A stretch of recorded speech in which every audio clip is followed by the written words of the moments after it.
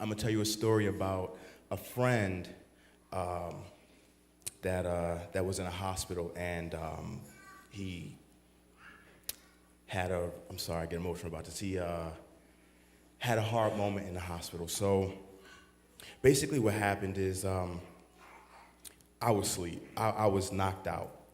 And I get this phone call at like 2, 3 o'clock in the morning. And so I ignore it at first because that's too early in the morning to be calling me. I don't know about you, but you call my house at 2, 3 o'clock in the morning, we fighting. So the person just kept calling. I'm like, who is this? So I answer the phone, and it's one of my friends, and they're like, yo, you got to get to the hospital because, you know, old boy just got shot, and they don't think that he's going to last too long.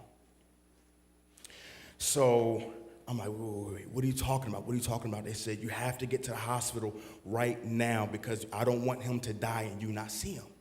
So it's dark in my house, and so I'm like just putting my pants on, getting my hoodie on, grab my car keys, my wallet, and I speed out of the door. I get in my car, I speed down the highway, I'm going through traffic signs, street signs, I'm going through everything, jumping lanes and everything, just because I had to get to the hospital before my homie died, because that was my boy.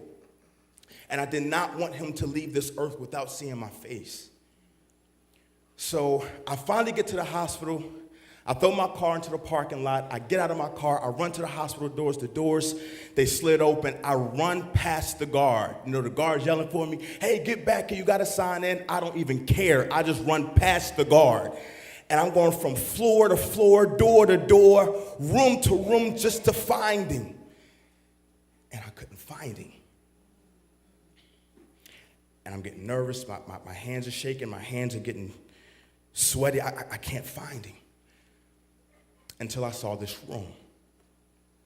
And you ever get that feeling in the pit of your stomach where it's like, I just had this feeling in the pit of my stomach. I'm too late. So I open up the door anyway. And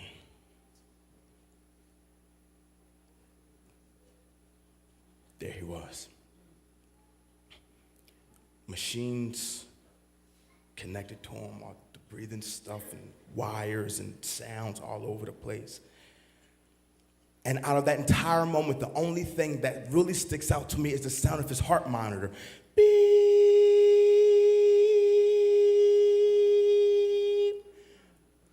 Covered in his own blood.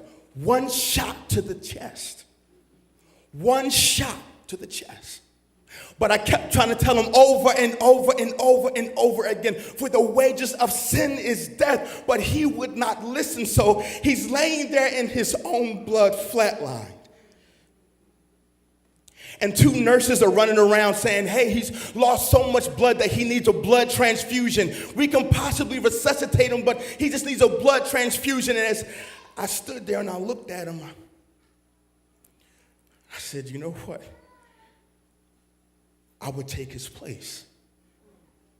I love him so much that I would take his place. And so I told the nurses, I said, take my blood. And they said, well, sir, who are you? I said, I'm Alpha and Omega. They said, well, sir, who are you? I said, I am the Christ.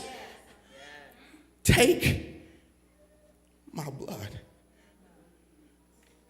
So they said, sir, follow us. So they led me into this big room, and inside that room was a huge cross, and next to the cross was a short table, and on top of the table was a small silver bowl with 3 spikes and a crown of thorns.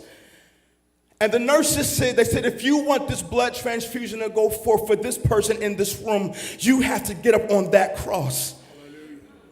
So the nurses, they laid me on the cross, and I think their names was Grace and Mercy. And they laid me up on that cross, and Mercy took the nail, and she took the hammer, and she drove the nail through my right arm. And then Grace took my left arm, and she took the other spike and drove the nail through that arm. And they crossed my legs, and they drove a spike in my legs.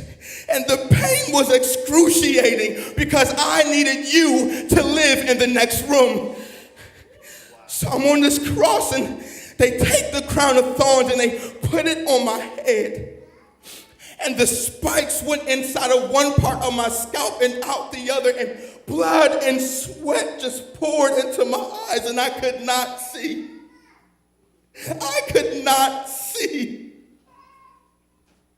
the Savior of the world, and I could not see. And they lifted me up on that cross. And I wanted to get up so bad, but in the next room, all I could hear was all of you. Beep.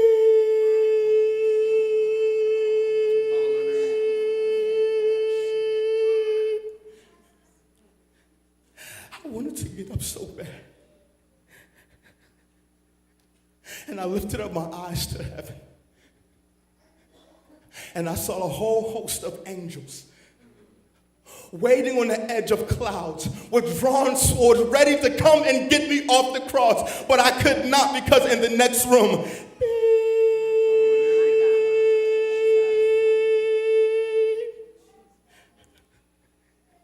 so I'm hanging there, exhausted,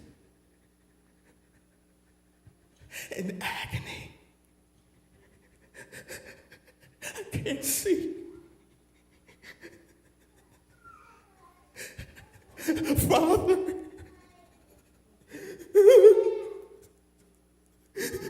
Father, how could you have forsaken me?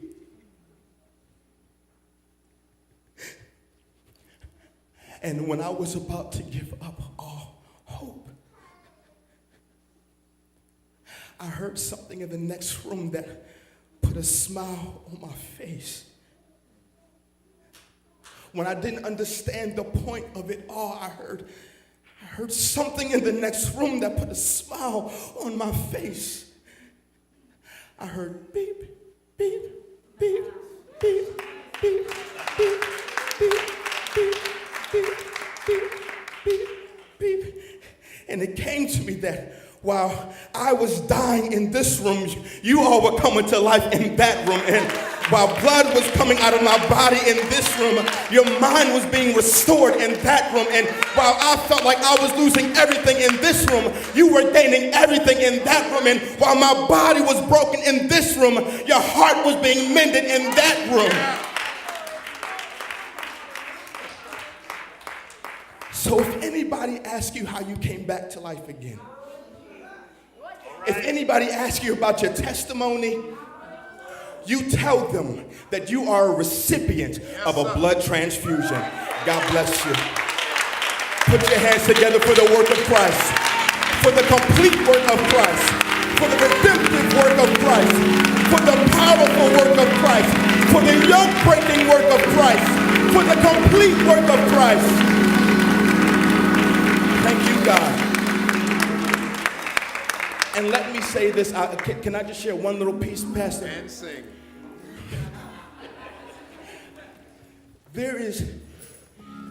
I was encouraged this morning when I came into the temple. I spoke to a sister, and I really feel led to share this with somebody. I don't know where you are in your life right now, but I need to encourage you to finish the process.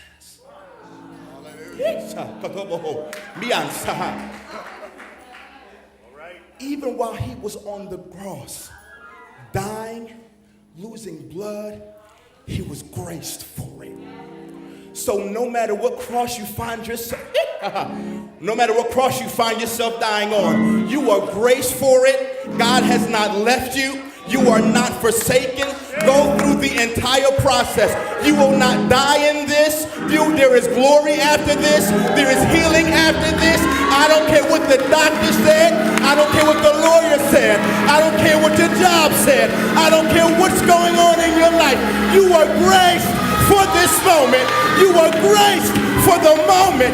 You are graced for the moment. And whatever you're graced for, you'll resurrect after it. You will resurrect. God bless you.